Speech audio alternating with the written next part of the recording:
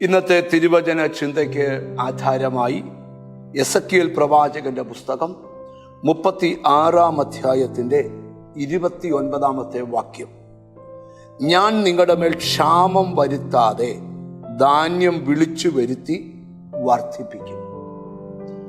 ഇത് എസെക്കിയേൽ പ്രവാചകൻ ബന്ധിക്കപ്പെട്ട് കിടക്കുന്ന, ക്ഷാമം വേട്ടയാടി തകർത്ത് കളഞ്ഞ ഒരു ജനതയോട് പ്രവചിക്കുന്ന പ്രവചന ഭാഗമാണ്. ദൈവത്തിൻ്റെ വാക്കുകളും സന്ദേശങ്ങളും എക്കാലങ്ങളും നമ്മുടെ ജീവിതത്തെ നിത്യം വേട്ടയാടിക്കൊണ്ടിരിക്കുന്നത് ഇനിയും വേട്ടയാടത്തില്ലെന്ന് ഉറപ്പു തരുന്നതാണ് ദൈവത്തിൻ്റെ പല സന്ദേശങ്ങളും. ഇവിടെ ജനത്തോട് പറയുകയാണ്, ഇനിയും നിങ്ങളുടെ മേൽ ക്ഷാമം വരുത്താതെ എന്ന് പറഞ്ഞാൽ കഴിഞ്ഞ ദീർഘവർഷങ്ങളായി നിങ്ങളുടെ ജീവിതത്തിൽ ഇല്ലായ്മകൾ, ശൂന്യതകൾ, ദാരിദ്ര്യങ്ങൾ, ക്ഷാമങ്ങൾ വേട്ടയാടി. അത് ഇനിയും നിങ്ങൾക്ക് വരുത്തത്തില്ല. ദൈവം ഉറപ്പ് തരിക, ഇനിയും നിങ്ങൾക്ക് വരുത്തത്തില്ല. ധാന്യം വിളിച്ചു വരുത്തി വർദ്ധിപ്പിക്കും എന്ന് പറഞ്ഞാൽ നിനക്ക് വരേണ്ട അനുഗ്രഹങ്ങളെ ദൈവം വിളിച്ചു വരുത്തും. ഈ എസെക്കിയേൽ പ്രവാചകനിലൂടെ ദൈവം ആ കാലങ്ങളിലെ ജനതയോട് പറഞ്ഞ ഈ ദൂത് ഇന്ന് വചനം കേൾക്കുന്ന നമ്മുടെ ജീവിതത്തോട് എങ്ങനെയാണ് പരിശുദ്ധാത്മാവ് സംസാരിക്കുന്നതെന്നാണ് നമ്മൾ ധ്യാനിക്കാനായിട്ട് പോകുന്നത്. ദൈവം സംസാരിക്കുകയാണ്, വർഷങ്ങളായി നിന്റെ ജീവിതത്തെ വേട്ടയാടിക്കൊണ്ടിരിക്കുന്ന, നിന്റെ ജീവിതത്തിൽ വരുത്തിക്കൊണ്ടിരുന്ന ക്ഷാമം, തകർച്ച, ശൂന്യത, ആ ക്ഷാമത്തിന്റെ അന്തരീക്ഷത്തെ ദൈവം ഒന്ന് മാറ്റാൻ പോവുകയാണെന്നാണ് ഇന്ന് വചനം കേൾക്കുന്നതിനുള്ള സന്ദേശം.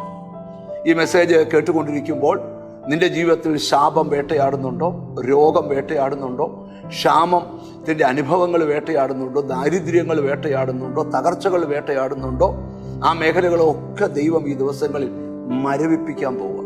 അവിടെ വായിക്കുകയാണ്, ക്ഷാമം വരുത്താതെ ഇനി അത് വരാൻ ദൈവം സമ്മതിക്കത്തില്ല. എന്നിട്ട് പറയുകയാണ്, ധാന്യം വിളിച്ചു വരുത്തി.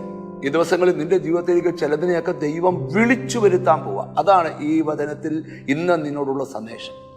എന്ന് പറഞ്ഞാൽ ഇതുവരെ നീ അനുഭവിച്ച യാതനകൾക്ക് ഒരു ഫുൾ സ്റ്റോപ്പ് ഇട്ടിട്ട് ദൈവം നിനക്ക് ചിലതൊക്കെ വിളിച്ചു വരുത്തി നിന്നെ ഒന്ന് വർദ്ധിപ്പിക്കാൻ പോവുക. അതായത് നീ എവിടെ ക്ഷാമം അനുഭവിച്ചോ, എവിടെ നിന്നെ അനുഭവിച്ചോ, ആ അവസ്ഥയെല്ലാം ഒന്ന് മാറിയിട്ട്, ഹല്ലേലൂയ, നിന്റെ ജീവിതത്തിലേക്ക് ദൈവം ചിലതിനെ വിളിച്ചു വരുത്താൻ പോവുക.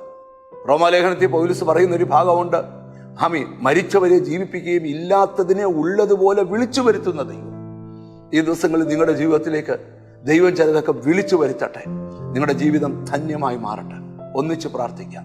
കാരുണ്യവാനായ ദൈവമേ, സ്വർഗസ്ഥനായ ഞങ്ങളുടെ പിതാവേ, ഇന്ന് ഞങ്ങൾ ധ്യാനിച്ചപ്പോൾ ഞങ്ങളെ വേട്ടയാടിയതിനെല്ലാം ഒരു ഫുൾ സ്റ്റോപ്പ് ഇട്ടിട്ട് ഞങ്ങളുടെ ജീവിതത്തിലേക്ക് എന്തൊക്കെയോ അനുഗ്രഹങ്ങളെ ദൈവം വിളിച്ചു വരുത്താൻ പോകുന്നെന്ന് ഞങ്ങൾ കേട്ട് കർത്താവേ, ഈ ദിവസങ്ങളിൽ ഞങ്ങളുടെ കണ്ണ് കൊതിക്കുന്നത് കാണാൻ എന്നോട് ചേർന്ന് പ്രാർത്ഥിക്കുന്ന മക്കളെ നിന്റെ നാമം ചൊല്ലി പിതാവിൻ്റെയും പുത്രൻ്റെയും പരിശുദ്ധാത്മാവിൻ്റെ നാമത്തിൽ അനുഗ്രഹിച്ച് പ്രാർത്ഥിക്കുന്നു.